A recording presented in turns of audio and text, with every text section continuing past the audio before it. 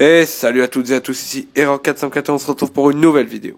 Et aujourd'hui je vais vous montrer une astuce pour iPhone sans jailbreak. Comme vous le savez, sous iOS on peut déplacer ces icônes en gardant le doigt appuyé, mais on ne peut en aucun cas laisser un espace entre deux icônes. Si on essaye de laisser un espace vide, l'application va se remettre pour combler le manque. Ce qui est dommage, c'est que c'est possible sous Android, mais pas sous iOS. Il existe plein de tweaks différents pour pouvoir avoir cette option sur iPhone, mais aujourd'hui je vais vous montrer comment le faire sans jailbreak. La première étape va être d'aller dans Safari et de saisir dans la barre de recherche imt.tooliphone.net. Je mettrai comme d'habitude le lien dans la description.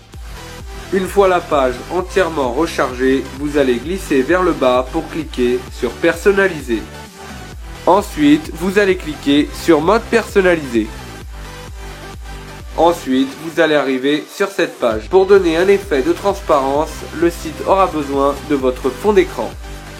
Pour ce faire, vous allez faire trembler les icônes comme si vous alliez les supprimer pour créer une nouvelle page sur laquelle vous allez faire une capture d'écran. Une fois que c'est fait, vous allez retourner sur Safari. Vous allez maintenant cliquer sur Ajouter. Vous allez cliquer sur Choisir le fichier et on va vous ouvrir un pop-up. Vous allez cliquer sur Photothèque et ensuite sur la capture d'écran que vous venez de faire. Vous allez ensuite cliquer sur Envoyer photo. Vous allez descendre en bas de la page et vous remarquerez votre capture d'écran. Dessus, il y a les emplacements des icônes. Vous allez cliquer sur celui que vous voulez transformer en espace libre. Moi, je veux laisser un espace libre sur la colonne 2 de la ligne 2. Je vais donc cliquer sur 2x2. Vous allez arriver sur une page où vous cliquerez sur l'icône de partage de Safari, puis ajouter à l'écran d'accueil. Surtout, vous ne modifiez pas le nom, vous cliquez sur ajouter. Je ne sais pas si vous le voyez à l'écran, mais une icône s'est ajoutée. Pour donner un effet de transparence optimal, il faut la mettre à l'emplacement qui lui est réservé.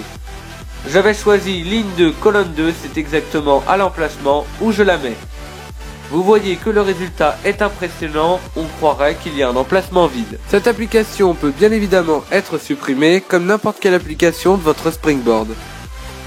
Et voilà, c'est déjà la fin de cette vidéo. Si vous l'avez aimé, n'hésitez pas à mettre un pouce bleu. N'hésitez pas également à me suivre sur Twitter, le lien sera dans la description.